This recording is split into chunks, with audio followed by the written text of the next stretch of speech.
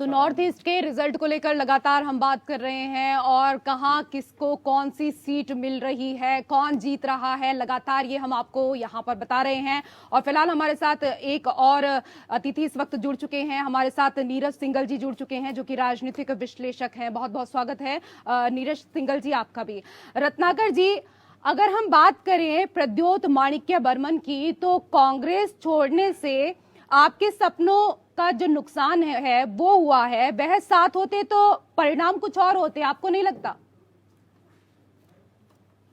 देखिए, राजनीति में अगर कह लीजिए तो लोग जो है, बहुत सारे लोग जो है अपॉर्चुनिस्ट होते हैं। उनको दल से बड़ा जो है वो स्वयं की महत्वाकांक्षा को वरीयता देते हैं। तो अगर कुछ लोग जो है हमारे दल को छोड़ के गए हैं तो हमें कोई वो दरकार नहीं है। हम विचारधारा की लड़ाई लड़ते रहेंगे, लोगों की लड़ाई लड़ते रहेंगे, जो जनता के मुद्दे हैं उनकी लड़ाई बिल्कुल लड़ते रहेंगे। लेकिन आपको ऐसा नहीं लगता कि लोग ऐसे ही छोड़ छोड़ के जाते रहेंगे तो कहीं ना कहीं मतलब आप सिमटते जाएंगे राज्यों में, जिस तरीके से लगातार आप सिमटते जा रहे हैं? नहीं, देखिए, राज्यों में लगातार हम सिमटते नहीं जा रहे हैं। हमने हिमाचल प्रदेश अभी जीता है और अभी जो मेघालय में जो वस्तु स्थिति बन रही है उसमें भी कहीं न कहीं गठबंधन की एक संभावना बन सकती है। तो हम सिमट नहीं रहे हैं, हम अब जो है धीरे-धीरे करके बढ़ रहे हैं। लेकिन रही बात जो है, मैं ये आपको कहना चाहूंगा कि अगर सत्ताधारी पार्टी में लोग ज्यादातर जाने के इच्छुक रहते हैं, जो सत्ता में शासन करना चाहते हैं, जिनको पद की लालसा होती है, जिनको पावर चाहिए होता है, वो सत्ता में जाते हैं। सर, आप मेहनत करते और मैदान में पूरे जोश के साथ उतरते तो शायद आज नतीजे कुछ और होते। नॉर्थ ईस्ट में उतने दमखम के साथ आपने पूरा जोश नहीं दिखाया, जितनी मेहनत करनी थी शायद उसमें कमी रह गई। इसी वजह से आज जो रिजल्ट हैं वो कुछ और हैं। आरबी उपाध्याय जी, आपसे एक इसी मुद्दे को लेकर आपसे बात समझना चाहेंगे कि क्षेत्रीय पार्टियों की जो पैठ है नॉर्थ ईस्ट को लेकर, चाहे बात त्रिपुरा की करें, चाहे हम नागालैंड की करें या फिर हम मेघालय की करें, क्षेत्रीय पार्टियों का दबदबा जितना जबरदस्त है, नेशनल पार्टियों का दबदबा उतना नहीं है। क्षेत्रीय पार्टियों के साथ नेशनल पार्टीज को गठबंधन करके आगे बढ़ना पड़ता है। इसकी मुख्य वजह आखिर क्या मानी जाए? क्या केंद्र की तरफ से, नेशनल पार्टीज की तरफ से नॉर्थ ईस्ट को कहीं ना कहीं इग्नोर किया गया है? देखिए, ऐसा नहीं है। आप पूरे देश के परिदृश्य में देखेंगे तो क्षेत्रीय पार्टियां नॉर्थ से साउथ, ईस्ट से वेस्ट, सब जगह अपना प्रभाव रखती है। सिर्फ ये नहीं कि नॉर्थ ईस्ट में ही रखती है, किसी भी प्रदेश में चली जाइए। उसका रीजन क्या है? देखिए, वो क्षेत्र की बात करते हैं। आप मान लीजिए अभी हम बात करें टिपरा मोथा की, कि वो अलग से बृहत त्रिपुरालैंड चाहता है, यानी वो वादे भी कर देते हैं जो राष्ट्रीयता के खिलाफ जाते हैं। लेकिन चूंकि उन्हें फेवर करता है तो वो वहां वायदा कर देते हैं। राष्ट्रीय पार्टी, राष्ट्रीय परिदृश्य में जो पार्टी है वो उस तरह के वायदे नहीं कर सकती या उन्हें फुलफिल नहीं कर सकती जो देश के लिए, देश की एकता के लिए, अखंडता के लिए खतरा होते हैं। ये बहुत बड़ा रीजन होता है। वहां वायदा करने से पहले 4 बार जो राष्ट्रीय पार्टी है वो सोचती है कि मैं कहीं राष्ट्र के विरुद्ध तो नहीं बोल रहा, मैं उस तरह का कोई वायदा तो नहीं कर रहा क्षेत्रीय जो राष्ट्र की अखंडता के लिए खतरा पैदा कर दे। अभी अश्विनी साई जी भी कह रहे थे कि हम टिपरा मोथा के साथ शायद समझौता नहीं किया। उनकी जो विचारधारा है उस विचारधारा को हम सपोर्ट नहीं करेंगे। बृहत त्रिपुरालैंड की वो बात करते हैं, अमनप्रीत जी अलगाववाद की बात करते हैं। तो जो भी रीजनल पार्टियां हैं उनका अपना जनाधार उस क्षेत्र तक सीमित होता है और वो उसी क्षेत्र में काम करती हैं, जबकि राष्ट्रीय पार्टी पूरे राष्ट्रीय परिदृश्य में सोचती है। और रहा समय, देखिए वो दौर भी नहीं रहा तो ये दौर भी नहीं रहेगा जी। अभी मैं कांग्रेस के प्रवक्ता को सुन रहा था, वो कह रहे हैं उन्हें ये कहना चाहिए था कुछ को छोड़ दें, तो बाकी तो सब कांग्रेस से ही गए हैं। कुछ को छोड़ दें, यानी कुछ ही लोग हैं, बाकी सब कांग्रेस ने दिए हैं नेता। तो चाहे वो ममता बनर्जी हो, चाहे हेमंत बिस्वा शर्मा हो, बहुत सारे नाम है। बिल्कुल सर्वेश पाठक जी, ये बात तो सही है कि कांग्रेस से अलग दल बनाया कई नेताओं ने, और अब हम देखिए रिजल्ट भी देख रहे हैं कि कैसे जीत भी मिलती आ रही है। जी हाँ, अगर आप देखेंगे, अगर त्रिपुरा के देख ले तो 2018 में क्या हुआ, कांग्रेस का वोट बैंक बीजेपी को पूरा का पूरा शिफ्ट हो गया। जो कांग्रेस वहां पे 30% से ऊपर की वोट शेयर लेती थी, बीजेपी 2013 में मात्र 1% था और वो सीधा 45% पे आ गई। और जो सीपीएम था, जिसके 25 साल के उस शासन को तोड़ा, वो 43 के आसपास थी, 42 के आसपास था। और कांग्रेस का वोट शेयर 1.97 या कुछ ऐसा आ गया। तो कांग्रेस का जो मतलब ये जो कह लीजिए एक तरीके से पतन हुआ। कांग्रेस का चाहे नेता हो चाहे कांग्रेस का वोट बैंक हो, वो कहीं भी जा सकता है, वो कहीं भी जा सकता है, नेता भी जा सकता है, पतन इस तरीके से। आप एक ग्रांड ओल्ड पार्टी का अगर देखें तो ये कहीं ना कहीं ये संकेत करता है कि पार्टी में अंदरूनी कह ले या सर्वेश बाहर जी से एक कह ले, मिनट आपको रोकना बहुत चाहेंगे। इस सोचने वक्त की जरूरत है। बड़ी खबर आपको बता दें, नागालैंड से है। नागालैंड में बीजेपी को 2 सीटों पर जीत, 11 पर आगे। मेघालय में एनपीपी को 5 सीटों पर जीत, 21 पर आगे। मेघालय में बीजेपी 3 सीटों पर आगे।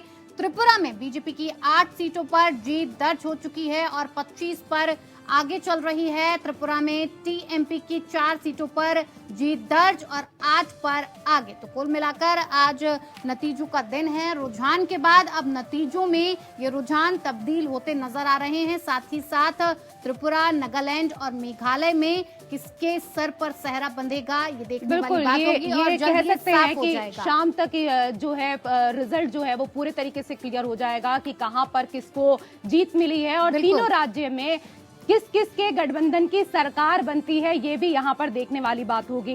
क्योंकि लगातार हम सुबह से अपने दर्शकों को अपडेट दे रहे हैं, सुबह से ही हम रुझान बता रहे हैं और कहां कहां पर सीटों के जो नतीजे आ गए हैं वो भी अब बता रहे हैं। एक के बाद एक सीटों के नतीजे आने भी इस दौरान शुरू हो गए हैं।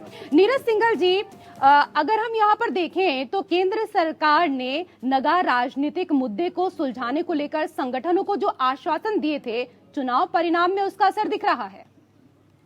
जी बिल्कुल दिख रहा है उसका असर, और मतलब दिखना भी चाहिए। एक दोनों कांग्रेस बेसिकली अमित शाह जी ने वहाँ पे डिक्लेयर किया था और उसको एमिकेबली रिजॉल्व भी किया है, तमिलनाडु तो उसका परिणाम तो दिखेगा वहाँ पे। और इसी की वजह से आप देखिए कि पिछली बार की तुलना में नागालैंड में इस बार बीजेपी की बढ़त बनाई हुई है। ठीक है, रवि अरोड़ा जी, आपको क्या लगता है, जिस तरीके से हम देखें तो एनपीपी और बीजेपी के अलग रास्ते पकड़ने से मेघालय और असम सीमा विवाद पर क्या इसका असर पड़ेगा? देखिए, बीजेपी के पास फिलहाल आपको बताऊं मैं, वहाँ पे ज्यादा खोने के लिए नहीं था। और अगर इन्होंने अलग रास्ते किए, क्योंकि पीछे काफी माहौल खराब रहा दोनों ही पार्टियों के बीच में, एनपीपी और बीजेपी के अंदर, तो अब अगर ऐसा होता है, क्योंकि आने वाले टाइम में ये बात सही है कि सीमा विवाद पे जैसे पहले कई बार बवाल मच चुका है और अब ये मामला बिगड़ेगा, ये तय है। लेकिन यह भी तय है कि आप बेशक से एनपीपी वहाँ पे सरकार बना भी लेगी, लेकिन जिस प्रकार से अभी उपाध्याय जी ने कहा था कि बिना केंद्र सरकार के आप स्टेट गवर्नमेंट में पूर्वोत्तर राज्यों में खासकर वहाँ पे काम करना बहुत मुश्किल है। और अगर कोई भी क्षेत्रीय पार्टी, अगर वहाँ पे देखिए क्षेत्रीय पार्टी सब जगह, अभी आप जैसे कांग्रेस की बात कर रहे थे, कांग्रेस एक विचारधारा हुआ करती थी आजादी से पहले। आजाद जब हुआ भारत तो उसमें से ही पार्टियां निकलती चली गई और अब बहुत सारी रीजनल पार्टियां बनती चली गई। सभी ने अपने अपने एरिया के लिए बात की है, बिल्कुल सबने अपने एरिया वाइज अलग अलग राज्यों में पार्टियां बनती चली गई। और आज वही पार्टियां सत्ता पे काबिज हैं कई स्टेट्स के अंदर, आप देखेंगे तो कहीं ना कहीं आज अगर एमपी, लेकिन इन जो ये राज्य हैं खासकर पूर्वोत्तर के, इसको लेके कहीं ना कहीं पिछली सरकारों ने कोई ज्यादा तवज्जो नहीं दी। बीजेपी अच्छे से काम कर रही है, अच्छे से सच में वहां पे काम हुआ है, खासकर कनेक्टिविटी को लेके बहुत ज्यादा काम हुआ है। उस कनेक्टिविटी बढ़ने से कहीं ना कहीं रोजगार की समस्या में फर्क आता है और वहाँ पे रोजगार मिलते हैं, क्योंकि लोगों को बहुत सारी ऐसी चीजें मुहैया कराई जा सकती है। और खासकर लोग, आपको बता दूं कि अब जो माहौल बनेगा, एनपीपी अगर सत्ता में आती भी है, आज नहीं तो कल कहीं ना कहीं आपको बता दूं ये गठबंधन फिर दोबारा भी हो सकता है, क्योंकि अभी क्या है, आने वाले दिन में क्या होगा कुछ नहीं कहा जा सकता। ये सब कहने की बातें, राजनीति में सब संभव है। और इसीलिए एनपीपी अगर सत्ता में आती है तो उसके बड़ी, क्योंकि वहां पे अगर उसे विकास करने उसको फंड की जरूरत पड़ेगी, तो कहीं ना कहीं केंद्र सरकार के बिना वो कुछ नहीं कर पाएंगे। वहां की जितनी भी रीजनल पार्टी कुछ भी कर लें, लेकिन उनको केंद्र की मदद लेनी ही पड़ेगी। पूर्वोत्तर के अंदर काम करवाना है तो वहाँ बड़े फंड चाहिए, पैकेजेस चाहिए, उसके लिए केंद्र सरकार के बिना ये सरकार नहीं चला पाएंगे। उनको पता है, अगर हमने उसको बखूबी जानती है। बिल्कुल सबसे बड़ी बात है कि जो वहाँ की जनता है, उनको जो वादे करके सत्ता में ये लोग आएंगे, उसके लिए पैसा कहाँ से आएगा, फंड कहाँ से आएगा? केंद्र सरकार से ही आएगा। इसीलिए क्षेत्रीय पार्टियां केंद्र सरकार पर कहीं न कहीं निर्भर रहती हैं। ऐसे में त्रिपुरा में अगर बात की जाए तो बीजेपी बढ़त बनाती हुई दिख रही है, नागालैंड की बात की जाए तो बढ़त बनाती हुई दिख रही है। सर्वेश जी, अगर बात की जाए मेघालय की तो पेंच फंसता हुआ नजर आ रहा है। टीएमसी की एंट्री से किसका खेल सबसे ज्यादा बिगड़ता नजर आ रहा है, बीजेपी का या फिर कांग्रेस का? देखिए, अगर बात करें मेघालय में तो कांग्रेस का ही मैं कहूंगा खेल बिगड़ता नजर आ रहा है। देखिए, बीजेपी वहां पे पिछली बार भी मात्र 2 सीटों पे थी और वही 9% के आसपास वोट शेयर था, और यहाँ पे अभी टीएमसी 5 सीटें मतलब लीडिंग चल रही है। 1 या 2 सीटों पे उनको जीत, परिणाम वही आएगा जी, वहाँ पे मतलब 1 सीट जीत गई है टीएमसी और 4 सीटों पे लीडिंग है। तो यहाँ पे बीजेपी को इससे पे कोई नुकसान नहीं हुआ है। वो नुकसान जो हुआ है वो कांग्रेस को ही कटने का हुआ। नुकसान, वोट कटने का नुकसान जो हुआ है वो कांग्रेस को जा रहा है, क्योंकि पिछले बार भी कांग्रेस यहाँ पे 0 सीट थी और अभी भी देख लीजिए तो कांग्रेस का वैसे भी देखिए 1 सीट आया है। पार्टी है बीजेपी का वोट बैंक आसानी से दूसरी जगह शिफ्ट नहीं होता है। वो बीजेपी को बुरे से बुरे हालात में भी, क्योंकि अगर मेघालय की बात करें तो अभी जो दिखा रहा है बीजेपी को, वहां पे भी अभी वोट शेयर जो है वही 9% इंटैक्ट है उनका वोट प्रतिशत 2018 की तुलना में इस बार भी। और दूसरी बात, अगर हम टीएमसी की बात कर रहे हैं, बंगाल में भी एक उपचुनाव हुआ है और मैं देख रहा हूं कि इलेक्शन कमीशन के साइट पे वहां पे कांग्रेस जीत रही है, मतलब लीड कर रही है। अभी जीती नहीं है, लीड कर रही है। तो ममता बनर्जी के अपने ही राज्य में ये स्थिति हो रही है। बिल्कुल। और आरबी उपाध्याय जी, मेघालय से जो संकेत आ रहे हैं कि एक बार फिर बीजेपी को एनपीपी के साथ जाना पड़ेगा, लेकिन जब हम देखते हैं चुनाव से पहले तो एक दूसरे की आलोचना भी खूब होती है, और इससे पहले भी यही हुआ था कि चुनाव से पहले बीजेपी ने काफी आलोचना की और कहा कि हम किसी भी सूरत में इनके साथ तो नहीं जाएंगे। बिल्कुल, त्रिपुरा में जैसे सेम हुआ कि त्रिपुरा मोथा ने साफ मना किया कि बीजेपी के साथ तो हाथ नहीं मिलाएंगे चाहे जो हो जाए, लेकिन बिना हाथ मिलाए काम नहीं चलेगा, हाथ तो मिलाना ही पड़ेगा। कहने को चुनाव के दरमियान बहुत सारी चीजें कही जाती है। हाँ। जब आप पब्लिक को संबोधन कर रहे होते हैं और अलग अलग लड़ रहे होते हैं तो एक मैसेज देने की कोशिश होती है, लेकिन जैसे ही चुनाव हो जाता है फिर किसको किसकी जरूरत है भाषा बदल जाती है और कार्य करने का तरीका भी बदल जाता है। अब पता है बीजेपी को कि भी एनपीपी के साथ मिलकर ही सत्ता में जा सकते हैं हम, तो देखिए वहाँ कवायद शुरू हो गई।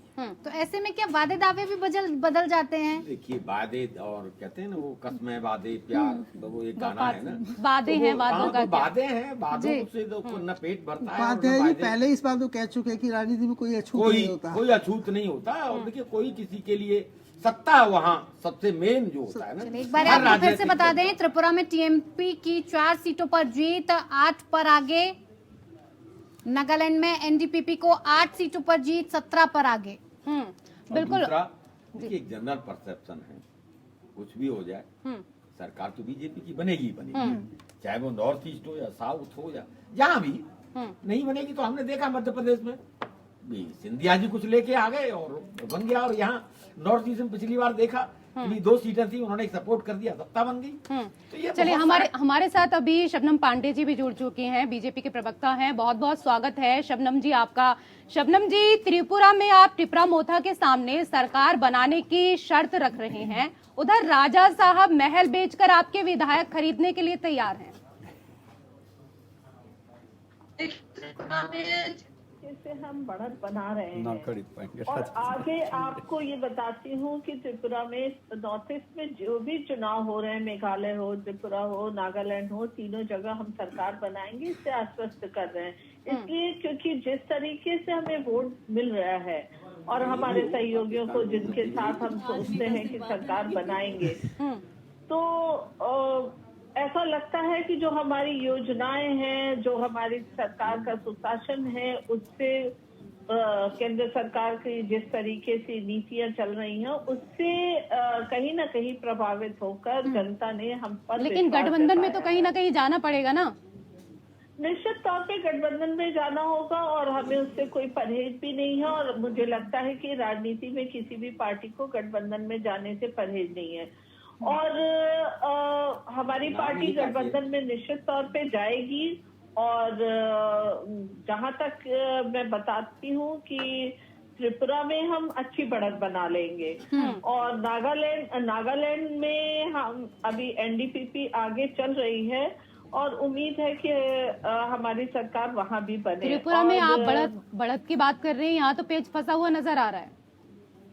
नहीं, पेच नहीं फंसेगा, इतना मैं आपको आश्वस्त करती हूँ कि त्रिपुरा में हम बढ़त बना रहे हैं और मेघालय में भी देखिए हमारी सरकार निश्चित बनेगी ही। एनपीपी के साथ हम एक साथ होके उनके साथ हम सरकार बनाएंगे निश्चित तौर पे।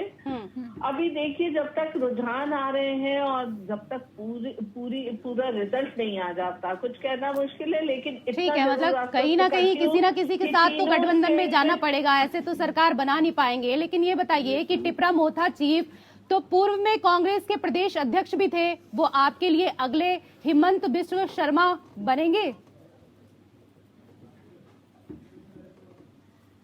नहीं, देखिए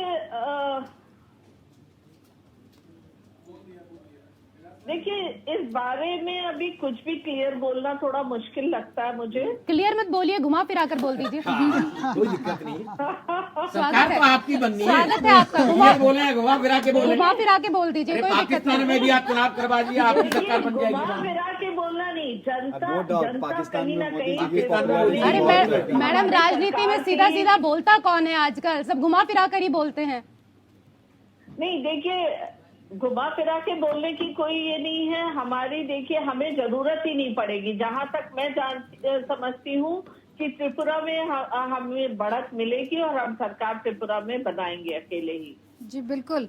सर्वेश जी, अगर बात करें मुद्दों को लेकर कि जब भी पार्टियां चुनावी मैदान में उतरती हैं तो मुद्दे कहीं ना कहीं बहुत इंपॉर्टेंट हो जाते हैं, क्योंकि मुद्दों को देखकर ही जनता आपके सामने आती है और आपको चुनाव करके सत्ता में लाने की कोशिश करती है। ऐसे में लॉ एंड ऑर्डर की अगर बात की जाए तो इस वक्त उसकी क्या स्थिति है? क्योंकि नॉर्थ ईस्ट में हमने देखा है लॉ एंड ऑर्डर की स्थिति बहुत ही खराब रही है। ऐसे में अगर लॉ एंड ऑर्डर की स्थिति की भी बात की जाए तो क्या कहा जाएगा?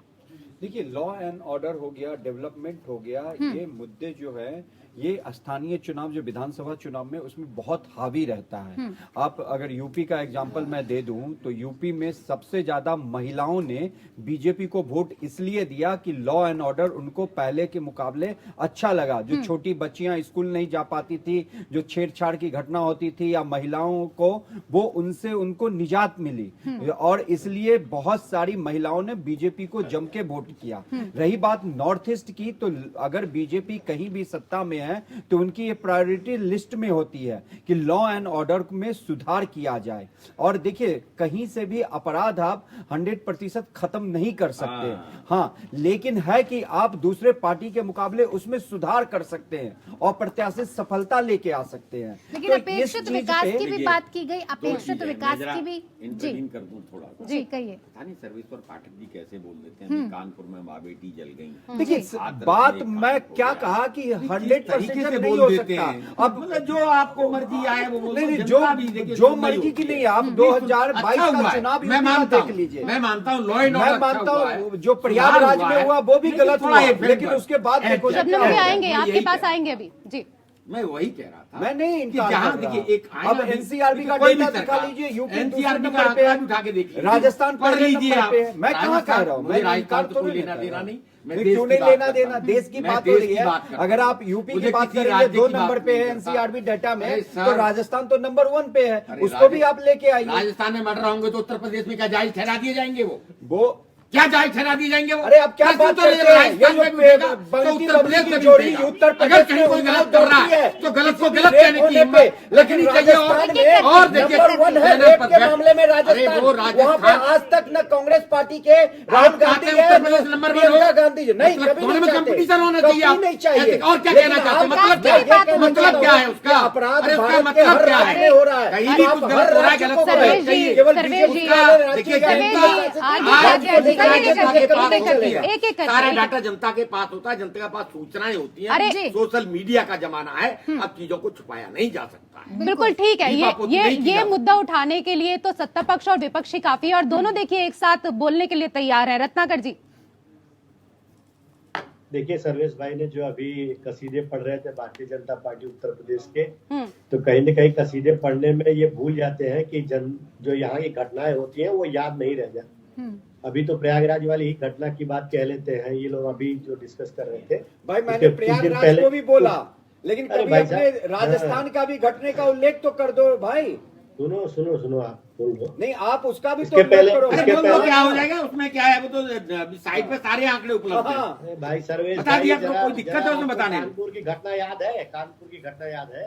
आप राजस्थान भी तो उन्नाव चले की जाओ घटना याद है? भाई। उन्नाव की घटना के अरे, लिए प्रियंका हाँ, जी तो राहुल जी कसीदे दौड़े पढ़ने दौड़े से आ पहले- जाते हैं और कसीदे सारी पढ़ने इकोसिस्टम से जो पहले- लिबरल की अरे इकोसिस्टम पाठक जी, पाठक जी, पाठक जी, पाठक जी, के साथ रेप होता है, ठीक है, तो न वो पाठक जी, दलित होती है न वो कुछ पाठक होती है, वो नहीं जाता है। पाठक जी, ये काम पांडे जी को करने दीजिए। आप तो राजनीतिक विश्लेषक नहीं, है ना, आप मैं- रहने नहीं, दीजिए। नहीं, ये नहीं, काम नहीं, पांडे जी को आप करने मुझ पे दीजिए। आरोप मत ये लगाइए। पांडे जी को करने दीजिए, दूसरे का काम आप ना करें। आप एंकर लोग बैठ के अगर प्रवक्ता बन जाएंगे तो ये तो अच्छा नहीं है ना।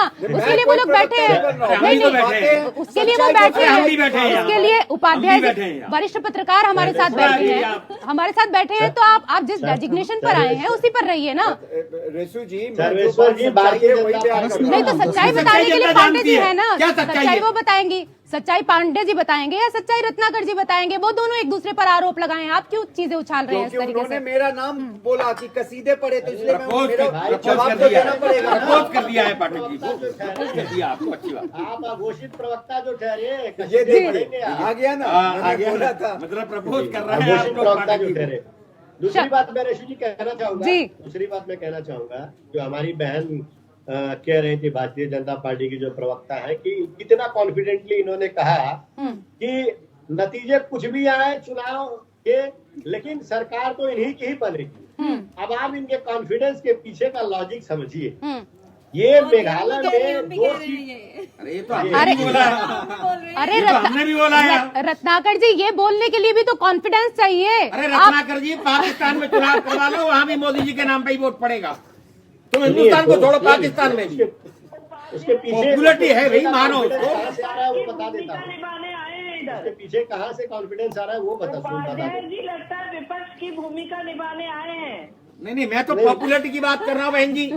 आज मोदी जी के नाम पर विश्व के किसी भी देश में इलेक्शन लड़ लीजिए, जीतेंगे मोदी जी। आप शर्त लगा लीजिए, पाकिस्तान में चुनाव करवा लीजिए, मोदी जी के नाम पे पूरी जनता वोट करने को तैयार है। उत्तर प्रदेश की कानून व्यवस्था की अगर बात करते हैं तो आप आज भारतीय जनता पार्टी की सरकार की बात करते समय निश्चित तौर पे आपको सपा बसपा के समय की सरकार की बात, कानपुर की घटना देखिए कोई भी घटना मैं भूली नहीं हूँ, कानपुर में 2 ब्राह्मण आपको औरतों को शर्म आनी का घर चाहिए जला कि के उसके- मैं तो आपके फेवर में बोल रहा हूँ बहन जी। वहाँ की बात नहीं करते आप कभी भी, आप वहाँ की बात के नाम अरे नहीं, मैं तो आपके फेवर की, मैं तो पाकिस्तान में सरकार बनवा रहा हूँ। नहीं नो, आप तो हिंदुस्तान की बात कर, मैं तो पाकिस्तान में सरकार आपकी बनवा रहा हूँ, मोदी जी के नाम पे वोट दिलवा रहा हूँ। उपाध्याय जी जी। निश्चिंत रहिए जी। जो नॉर्थ ईस्ट के तीनों स्टेट है, तीनों स्टेट में देखिएगा जनता हमें ही समर्थन देगी। मैंने तो पहले ही कहा था आपकी सरकार बनेगी। हाँ 3 सीट दिए हैं। मैंने तो चुनाव से पहले कह दिया था। आप तंज कसिए। नहीं, मेरी प्रेडिक्शन देखिए, मैं तो पहले कह चुका हूँ। पांडे जी, आप कह रही हैं कि आपकी सरकार बनेगी, पहले prediction कर दिया था। लेकिन आदिवासियों में तो काफी नाराजगी है आपकी सरकार को लेकर। देखिए ऐसा आप आप कहती हैं, लेकिन अगर आज देखा जाए तो नॉर्थ ईस्ट की कनेक्टिविटी जितनी बेहतर हमने बनाई, नॉर्थ ईस्ट में जो हमने अपनी नीतियों को धरातल पर उतारा, हमारे प्रधानमंत्री जी, आज तक कोई प्रधानमंत्री इतनी बार नॉर्थ ईस्ट नहीं गया हो, लेकिन नॉर्थ ईस्ट के विकास के लिए चिंतित रहते हुए प्रधानमंत्री जी ने लगातार दौरा किया वहाँ। तो आपका कहने का मतलब है कि कांग्रेस ने दौरा इतने साल में कुछ चुनावी नहीं किया? दौरा ये बता दीजिए। आपका कहने का मतलब है कि कांग्रेस ने कुछ नहीं किया इतने सालों में? देखिए, कांग्रेस अगर कुछ करती होती तो कांग्रेस आज जो कह रही है कानपुर की घटना, ये राजस्थान की घटना क्यों नहीं याद दिला देते हैं? ये राजस्थान की घटना क्यों नहीं की? नाबालिग बच्चों का रेप होता है और इनके मुख्यमंत्री कहते हैं वो तो घूमने निकली थी। 48 बार प्रधानमंत्री त्रिपुरा गए।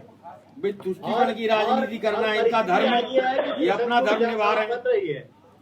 और मेघालय की बात कह लूं मैं, तो वहाँ पे प्रधानमंत्री मोदी जी जबरदस्त प्रचार किए, इतना प्रचार किए, लेकिन जनता की उम्मीदों पे खरा उतरे नहीं लिए लोग। तो जनता ने इनको एक सीट बढ़ाकर दे दिया, एक सीट बढ़ाकर दे दिया। प्रियंका मैं गांधी उत्तर प्रदेश में बैठी रही थी, जबरदस्त प्रचार कर रही थी। ये अतिशयोक्ति नहीं होगी। प्रधानमंत्री जी इतना मेहनत करने के अरे लड़की हूँ, लड़ सकती हूँ, लड़ी तभी तो हिमाचल जीत के ले गई।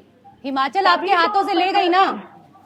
देखिए, कभी तो उत्तर प्रदेश में तो उस पर भी मंथन करना चाहिए ना, उस पर भी मंथन करना चाहिए आपको।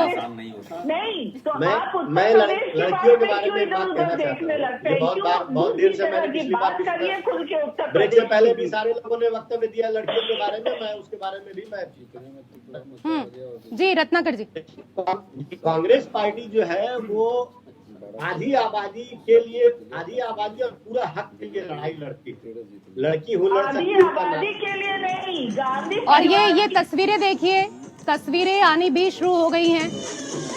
जीत के बाद ऐसी तस्वीरों की उम्मीद जताई जाती है। और देखिए, कुछ दिन बाद ही वक्ता होली का त्योहार भी है और अभी से होली मनाई जाने लगी है, यानी कि बीजेपी के लिए होली का दिन आज ही हो गया है। जिस हिसाब से जश्न मनाया जा रहा है, इस हिसाब से ये कहना गलत नहीं होगा कि जो रुझान आए हैं वो नतीजों में अब उसी तरह तब्दील होते नजर आएंगे और बीजेपी को त्रिपुरा, मेघालय, नागालैंड में जीत मिलती नजर आ रही है। बिल्कुल, गठबंधन के साथ लेकिन जरूर जाना होगा। और ये तस्वीरें इस वक्त आप देख रहे हैं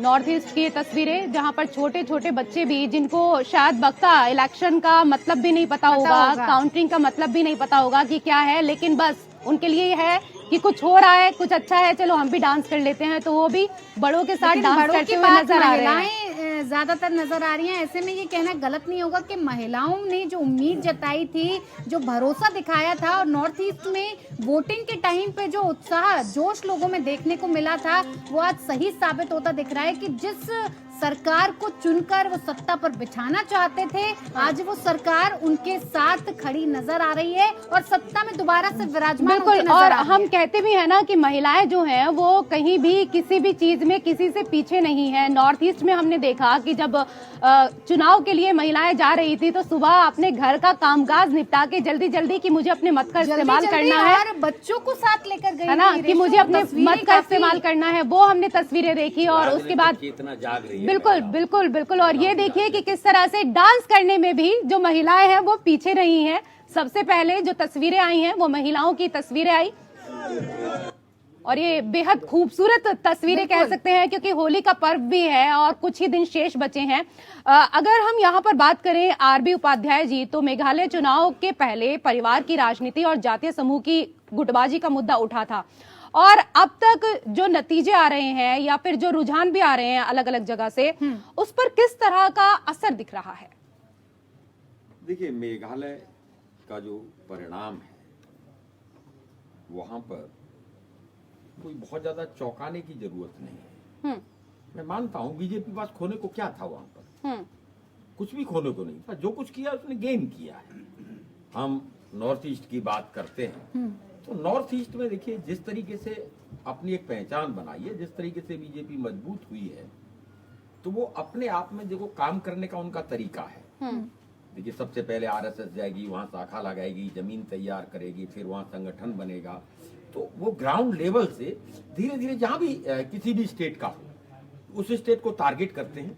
उसके अकॉर्डिंग मैं भी अखिल भारतीय साहित्य परिषद में था एक्चुअल में जी। तो जब बंगाल में चुनाव होने थे उससे पहले से कई साल पहले से जब केसीनाथ त्रिपाठी गवर्नर हुए तो वहाँ एक कैंप आयोजित किया गया था वहाँ के लोगों के साथ और पूरे ग्राउंड लेवल से शुरू करते हैं और ग्राउंड लेवल से शुरू करके उसको अंजाम तक ले जाते हैं। तो नॉर्थ ईस्ट में धीरे धीरे अपनी जो एक मजबूत उपस्थिति बीजेपी अपने संगठन की और अपनी और वही परिणाम में दिख रहा है। हाँ कुछ कमी रह जाती है, मेघालय की बात करते हैं तो हर प्रदेश की अपनी अपनी भौगोलिक स्थिति होती है, अपनी अपनी उसकी लोकल समस्याएं होती हैं और जो क्षेत्रीय दल होते हैं उसको हवा देते हैं।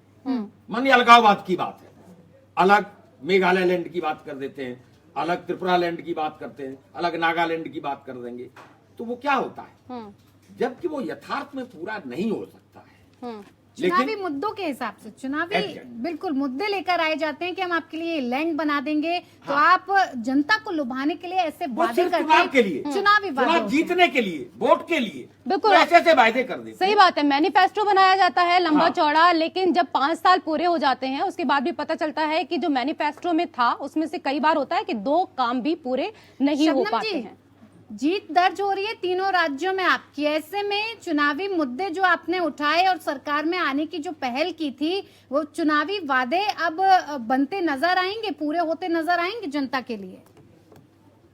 देखिए अगर देखा जाए तो भारतीय जनता पार्टी की सरकार जहाँ जहाँ भी है, चाहे वो केंद्र की हो या राज्य की सरकार हो, भारतीय जनता पार्टी ने अपने मैनिफेस्टो पे अक्षरशः काम करने का कार्य किया है।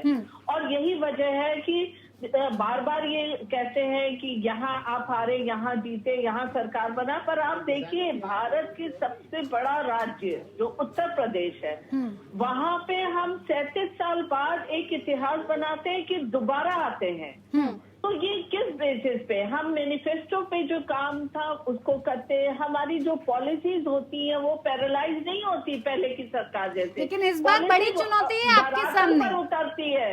लेकिन इस बार बड़ी चुनौती है शबनम जी, त्रिपुरा लैंड के लिए मानेंगे शर्त? देखिए हम हर चुनाव को चुनौती समझते हैं, वो भले ही चाहे छोटे राज्य की हो या बड़े राज्य की हो, और हमारी कार्यशैली बिल्कुल हर चुनाव जो है वो चुनौती होना भी चाहिए। और हमने देखा भी कि किस तरीके से नॉर्थ ईस्ट में भी जो तमाम कार्यकर्ता आपकी पार्टी के थे उन्होंने कितनी मेहनत की है, कितना काम किया है, इसी वजह से शायद ये जो रिजल्ट है वो इस तरह के आ रहे हैं कि जीत लगातार मिल रही है कई सीटों पर। लेकिन रत्नाकर जी, आपको नहीं लगता कि राहुल गांधी को थोड़ी सी मोहब्बत की दुकान नॉर्थ ईस्ट में भी लगा लेनी चाहिए थी तो परिणाम कुछ और होते? देखिए रेशु जी, मैं कहना चाहूंगा, फिर से कहना चाहूंगा कि जो भारत जोड़ो यात्रा हुई थी वो कहीं पे भी राजनीतिक यात्रा नहीं थी, वह इलेक्शन जीतने के लिए यात्रा नहीं थी। अगर इलेक्शन जीतने के लिए वह यात्रा होती तो निश्चित रूप से सत्यनारायण कथा की धार्मिक यात्रा थी। वो यात्रा की बात ही नहीं कर रही, वो मोहब्बत की दुकान की बात कर रही है, वही तो थी आपकी, वो धार्मिक यात्रा थी। अरे मुझे बोल लेने दीजिए, फिर बोलिए सर, आप तो इस तरह से कह रहे हैं सत्यनारायण कथा में गए हो। टीका टिप्पणी करिएगा। करिए, नहीं मैं नहीं कर रहा। यही वजह है कि कांग्रेस पार्टी को जनता नकार रही है, क्योंकि ये करते हैं वोट बैंक बढ़ाने के लिए यात्रा करते हैं और उसका शीर्षक रखते हैं भारत जोड़ो।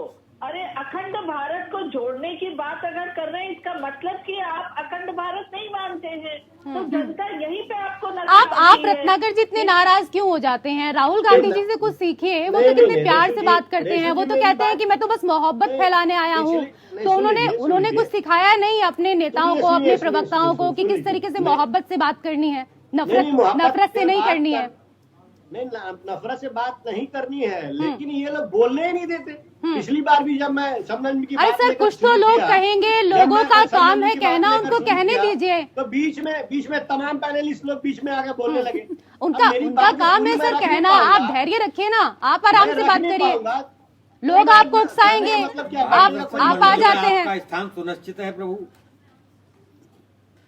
मैं फिर से क्या दोहराना चाहूंगा, भारत जोड़ो यात्रा जो देश भर में भारतीय जनता पार्टी द्वारा एक नफरत का माहौल बना दिया गया है पूरे देश में, एक समुदाय को दूसरे समुदाय से लड़ाने का जो काम पूरा किया गया है इनके द्वारा, चुनावों को ध्रुवीकरण करने के लिए, एक राजनीतिक मंशा के लिए कहीं न कहीं राहुल गांधी जी ने पूरे देश में उस सौहार्द की भावना को, जो हमारे भारतीय के अंदर बसा हुआ है, हम हर भारतीय एक दूसरे से प्रेम करते हैं, चाहे वो हिंदू है, मुसलमान हो, सिख हो, तो वो तो सबको पता है। उसमें क्या नया बता रहे हैं? उसमें क्या नया बता रहे हैं? वो तो सबको पता है। अरे भूले थोड़े हैं लोग। तो इस भावना को जो देश में से खत्म करती जा रही है भारतीय जनता पार्टी, उस भावना को सहेज करके फिर से भारत में सबके अंदर प्यार और विश्वास वाली भावना जो बनाने के लिए राहुल गांधी ने ये यात्रा किया।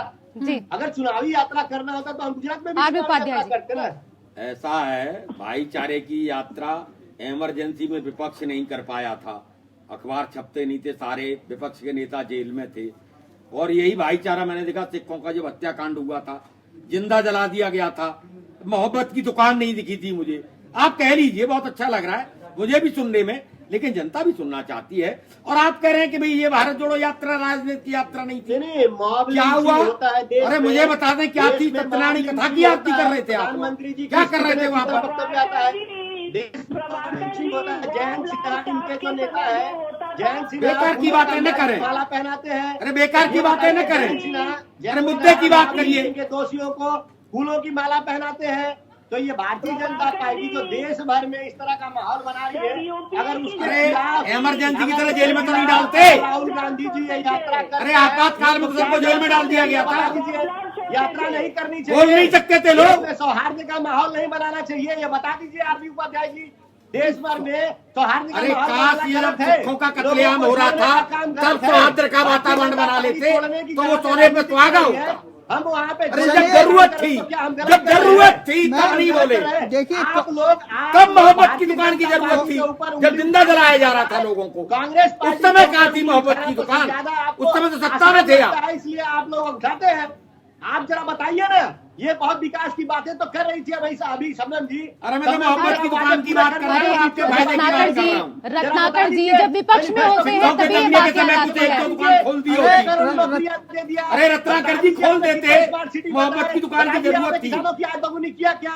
आपने बता दीजिए कि कितने महिलाओं किसानों का आमदनी दोगुना किया क्या? ये अरे मैं सिखों के कत्लेआम की बात कर रहा हूँ। रत्नाकर सिखों के कत्लेआम के समय एक आध मोहब्बत की दुकान खोली। रत्नाकर जी, खोली आप थी ये आपने बताइए, क्या? आपको जनता क्यों नकार रही है? बात मुद्दा ये है, सच्चाई से भागिए। देश की सबसे बड़ी पार्टी जो जिसने कई दशकों तक देश झूठा प्रचार हो एक रहा है। सेकंड, झूठा प्रचार कौन कर रहा है? आपातकाल रत्नाकर जी झूठा प्रचार कौन कर रहा है? क्या झूठों की लड़ाई लड़ते हैं। आपातकाल झूठ है? लड़ाई एक मिनट, लड़ते हैं। उपाध्याय हम महंगाई बेरोजगारी की लड़ाई लड़ते हैं, हम झूठे राष्ट्रवाद की लड़ाई नहीं लड़ते हैं। झूठा हम प्रचारवाद अडानी और अंबानी की बता रहे हैं लड़ाई रत्नाकर लड़ते जी। हैं। आप अगर झूठा प्रचारवाद होगा तो तीनों राज्यों में सरकार कैसे बनेगी? आज अडानी के ऊपर प्रधानमंत्री मोदी जी अच्छा ने ठीक है, बोला, ठीक है, आप ही लेकिन की सुप्रीम कोर्ट बात ने बड़ी कर आगे देते हैं आप रत्नाकर जी। कत्लेआम की बात करिए, रत्नाकर जी, आप आपातकाल की मुद्दे से बात भटक रहे करिए, हैं आप मोहब्बत की दुकान की बात करिए, आप सिखों का दिल जोड़ने की बात करिए। इमरजेंसी में जो विपक्ष को बंद कर दिया गया था, जब हम उसका भारतीय दिल जनता जोड़ने की पार्टी बात को आईना करिए। दिखाते हैं, करिए सर, तो आप जो करिए ना है, बात, उस पर बात करिए, बताइए लगते हैं कितनी मोहब्बत की दुकान खोली थी। हो रहा है आज के परिदृश्य में, उस पर बात करिए ना।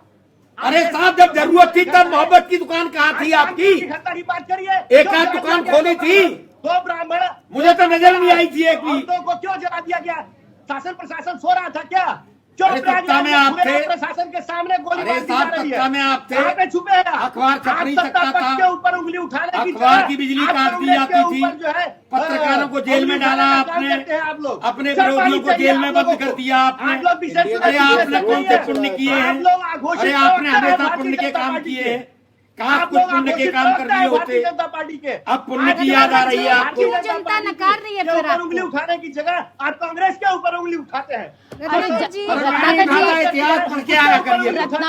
रत्नाकर जी चिल्लाने से कुछ नहीं होगा, थोड़ा धैर्य बनाकर रखिए और जनता ने जो रिजल्ट दिया है उसको स्वीकार करने की हिम्मत रखिए, ताकत रखिए, मंथन करिए कि हमें क्या करना है। मैंने कुछ नहीं बोला प्रभु, मैंने कुछ नहीं बोला। बताइए कैसे जीत अरे जाएंगे? सिखों का कत्लेआम हुआ था नहीं हुआ था बता दिया, नहीं हुआ, आपको मना कर इस पर दीजिए। ध्यान देने की जरूरत है कि आखिर गलतियां कहाँ हुई तीनों राज्यों में। मना कर दीजिए, आपातकाल कांग्रेस आपने की नहीं लगाया था। सरकार से क्या क्या गलतियां हुई, आपने कहाँ चूक ऐसी रखी जो जनता को आपको नकारना पड़ा?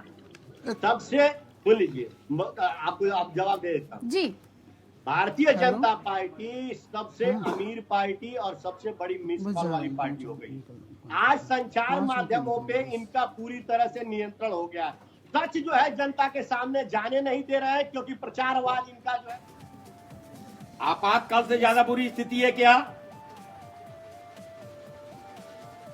और इसी बीच एक बड़ी खबर मिल रही है, अपने दर्शकों को पहले ये बड़ी खबर बता देते हैं। नागालैंड में बीजेपी को 4 सीटों पर जीत, 8 पर आगे चल रही है बीजेपी।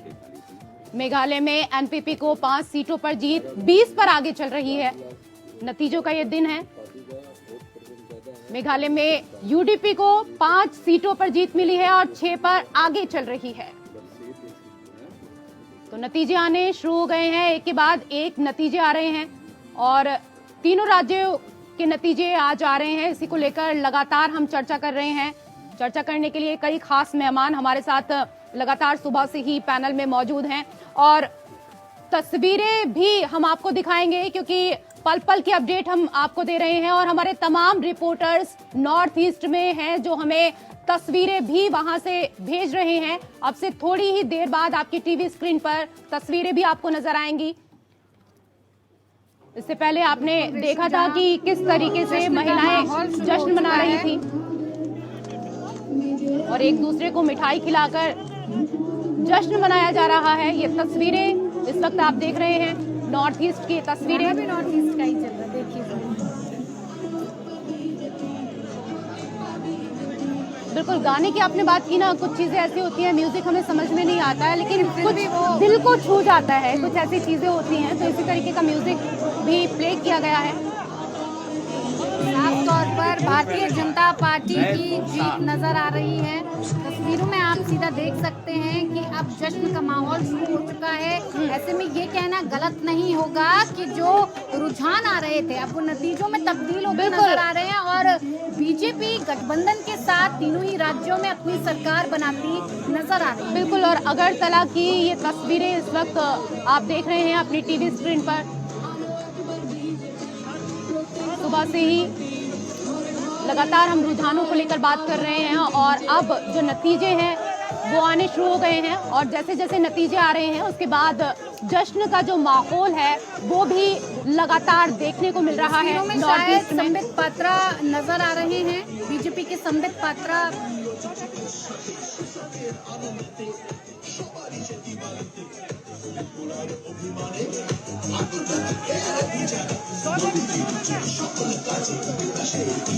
बसंत का मौसम है वक्ता, और ऐसे में कह सकते हैं कि बीजेपी का कमल खिला हुआ है। कमल के साथ साथ आज बीजेपी के लिए होली भी आज ही के दिन हो गई है। कहा जाए अगर कुछ दिन बाद होली का त्योहार भी आने वाला है, लेकिन जिस हिसाब से चुनाव में नतीजे बीजेपी के फेवर में गए हैं, ऐसे में होली दिवाली बीजेपी के लिए सब कुछ आज ही हो गई है। रंग गुलाल अबीर लगाते ये तस्वीरें ये आप देख रहे हैं कि किस तरीके से जश्न का माहौल अगरतला में देखने को मिल रहा है। और इससे पहले नॉर्थ ईस्ट की ही हमने आपको तस्वीरें दिखाई थी जहां पर महिलाएं खुशी से झूमती हुई नजर आ रही थी। ये तस्वीरें भी अगरतला से ही आपको दिखा रहे हैं जहां पर लगातार जश्न का माहौल है। कार्यकर्ता जश्न के माहौल में डूब चुके हैं और कुछ ही वक्त बाद पूरी तरह से स्थिति साफ हो जाएगी कि आखिर तीनों राज्यों में सहरा किसके सर बंधा है और राज तिलक सत्ता के लिए किसका हुआ है। बिल्कुल सही कहा वक्त आपने। और लगातार हम बीजेपी और कांग्रेस को लेकर तो यहाँ पर बात कर रहे हैं, लेकिन इस बार टीएमसी भी कमाल करती हुई नजर आ रही है। अगर यहाँ पर बात करें अमनप्रीत कौर जी, तो टीएमसी के प्रवेश से किस तरह से राजनीति बदली है नॉर्थ ईस्ट में और कितनी बदली है? देखिए, अगर मेघालय की बात करें ना, मेघालय में क्यों बीजेपी पीछे जाती हुई नजर आ रही है, उसका कारण यही है कि एक तो ये अपनी जो टीएमसी है ये अपने पैर पसारती हुई वहां नजर आ रही है और दूसरी अगर हम देखें कि इनको पहले ही आश्वासन था भाजपा वालों के कि यहाँ पे हम शायद अपनी सरकार नहीं बना पाए, शायद इसीलिए असम के सीएम और वहां के सीएम ने पहले ही एक मीटिंग कर ली थी। देखिए, आप अगर प्री पोल की बात करें, उसके अलायंस की बात करें, या पोस्ट जो इलेक्शन है उसकी अलायंस की बात करें, तो पहले देखिए ये दोनों ने मिलकर सरकार बनाई। उसके बाद जब कैंपिंग हुई, उसके बाद दोनों ने एक दूसरे पे वार पलटवार किए, दोनों ने एक दूसरे को खूब फटकारा, खूब बुरा भला कहा। और उसके बाद अब अगर आप देखिए कि अब जब इनको दोनों पार्टियों को ऐसा नजर आ रहा है कि किसी ना किसी को एक दूसरे के साथ गठबंधन करना पड़ेगा। देखो, कुर्सी सबको प्यारी है, सरकार सबको बनानी है, तो अब ये दोनों फिर, क्योंकि उसका एक बड़ा कारण ये भी इशू हो जाता है कि एंटी इनकन्वेंसी से बच जाते हैं ये लोग। अगर प्री पोल ये करेंगे, उसके बाद गठबंधन करेंगे, तो उसमें फिर एक दूसरे को कोसते रहेंगे कि तेरे कारण ये सीट गवा दी, तेरे कारण ये सीट गवा दी। और पोस्ट के बाद जब इलेक्शन होता है, उसके बाद जब गठजोड़ होता है, तो उसका ये कारण रह जाता है कि एक दूसरे के ऊपर हार का ठीकरा नहीं फोड़ सकते। और उसके बाद इनको पता तो है कि सरकार तो बनानी ही है, अकेले बना नहीं पाएंगे, गठबंधन में आना ही पड़ेगा। तो गठबंधन में किस पार्टी के साथ ज्यादा फायदा है, उसके साथ ये लोग जाएंगे। ऐसा ही अभी टीएमसी को छोड़ के जब ये भाजपा उनके साथ जा रही है, तो हाथ से हाथ मिला रही है। हालांकि दूसरों को खूब इन्होंने बुरा भला कहा है, फिर भी ये एक साथ आएंगे, इसकी संभावना ज्यादा है। शुरुआत तो अभियान के हाथ से हाथ जोड़ो कांग्रेस ने की थी, लेकिन कांग्रेस शायद किसी के साथ हाथ मिलाने की स्थिति में नॉर्थ ईस्ट में नजर नहीं आ रही है। देखिए, डूबते हुए जहाज में कोई भी बैठना पसंद नहीं करता, ये आपने देख लिया है। जी, कांग्रेस की ये जो परिस्थितियां हैं, इसका यही हाल है। हाँ, लेकिन शबनम जी, मेघालय में आप पुराने सहयोगी एनपीपी के साथ जाएंगे या तीसरे विकल्प की तलाश करेंगे? देखिए, निश्चित तौर पे गठबंधन के साथ हम सरकार बनाएंगे, और किसी को भी पूर्ण बहुमत तो मिला नहीं है कि वो अपनी सरकार बना सके। तो हर कोई किसी न किसी के साथ जुड़ना चाहेगा, लेकिन उम्मीद है कि हम अपने पुराने साथी के साथ ही जाएंगे और गठबंधन की वहां सरकार बनाएंगे, और वो जनता के हित में जो भी होगा वैसे ही डिसीजन हमारी पार्टी लेगी। शबनम जी, अगर बात त्रिपुरा की कर लें, तो आप त्रिपुरा को लेकर क्या कहेंगी? क्योंकि त्रिपुरा लैंड बड़ी शर्त आपके सामने आने वाला है, ऐसे में आपका क्या एक्शन होगा या क्या आप कदम आगे बढ़ाएंगी? देखिए, त्रिपुरा में उम्मीद है कि हम पूर्ण बहुमत से ही जीत जाएंगे।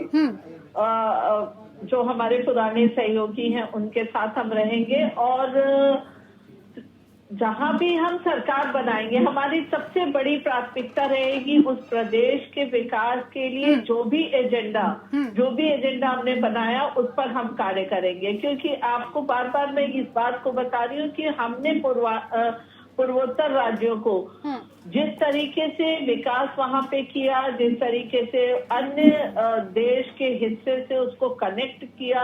एक समय था लोग कहते थे कि दिल्ली से ये पूर्वोत्तर राज्य जाना बहुत ही मुश्किल काम है, पर आज देखिए अगर तो हमने एयरपोर्ट, तमाम ऐसी सुविधाएं दी हैं जिससे कि कनेक्टिविटी बढ़ी है।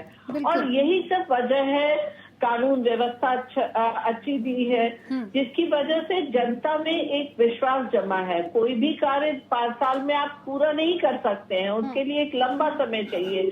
तो जनता भी चाहती है, ये विश्वास रखती है कि ये सरकार रहेगी। क्योंकि आप अन्य प्रदेशों का, जहाँ की भारतीय जनता पार्टी की सरकार है, आपने देखा कि भारतीय जनता पार्टी ने जिस रफ्तार से विकास किया है, विकास की रफ्तार पर भी बहुत असर पड़ता है। क्योंकि अगर जनता का विश्वास होता है और सरकार की इच्छा वो तो रिजल्ट सामने बता ही रहे हैं कि जनता का विश्वास आपके साथ है। बिल्कुल। और अच्छे दिन को लेकर यहाँ पर बात अगर की जाए रवि अरोड़ा जी, तो जनता के अच्छे दिनों का तो नहीं पता, क्योंकि सरकार में जब पार्टियां आती हैं उससे पहले जो मैनिफेस्टो जारी किए जाते हैं तो तमाम घोषणाएं की जाती हैं, तमाम वादे किए जाते हैं, लेकिन जो रिजल्ट आ रहा है धीरे धीरे उससे ये कह सकते हैं कि नॉर्थ ईस्ट में बीजेपी के जरूर अच्छे दिन आने वाले हैं। देखिए, नॉर्थ ईस्ट में सच में बीजेपी के अच्छे दिन आ रहे हैं, और सबसे बड़ी बात है कि बीजेपी के पास 2017 से पहले बहुत ज्यादा खोने के लिए वहाँ कुछ नहीं था, लेकिन बहुत कुछ हासिल किया है बीजेपी ने, और अब आगे बढ़ रही है। ऐसा नहीं है, पहले से बेहतर प्रदर्शन किया बीजेपी ने। और सबसे बड़ी बात यह है कि आज जो राष्ट्रवाद का मुद्दा बीजेपी लगातार पूरे देश में उठा रही है, यह भी कहीं ना कहीं मैं समझता हूँ, क्योंकि मोदी जी का नाम और राष्ट्रवाद का मुद्दा, और खासकर कोरोना के बाद आपने देखा पूरी दुनिया के अंदर जिस प्रकार से हालात खराब हुए, खासकर पड़ोसी मुल्कों में, खासकर पाकिस्तान की बात कर लें या दूसरे देशों को देख लें, लगातार उस चीज़ को जिस प्रकार से मीडिया दिखा भी रहा है, तो ये कहीं ना कहीं ये सब बातें भी इफेक्ट करती हैं। और मोदी जी का जादू लगातार चल रहा है, ये बात हम नकार नहीं सकते।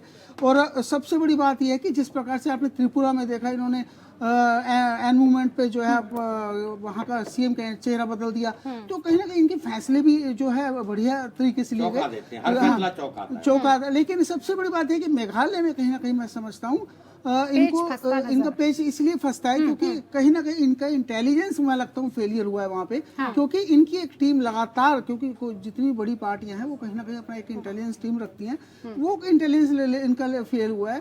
तो लेकिन सच ये है कि आज भी जो मोदी जी का जादू लगातार चल रहा है और कहीं ना कहीं उसको बुलाने की, क्योंकि मोदी जी का जादू तो चल रहा है, लेकिन एक और चीज बहुत महत्वपूर्ण है RB Upadhyay ji north east में, और इसको हम आपसे समझना भी चाहेंगे, क्योंकि अगर यहाँ पर बात करें तो मेघालय में जो 3 राजनीतिक परिवार हैं, उन अब नॉर्थ ईस्ट की बात हो रही है, उनका नाम ना लिया जाए तो ये कहीं ना कहीं बेईमानी सा होगा। आप जानते ही हैं, संगमा, दखार और लिंगदोहो। कहा जाता है कि राजनीतिक उलटफेर से इन परिवारों का राजनीतिक वर्चस्व प्रभावित नहीं होता है, लेकिन इस बार सबसे ताकतवर परिवार संगमा भी बटा बटा सा नजर आया।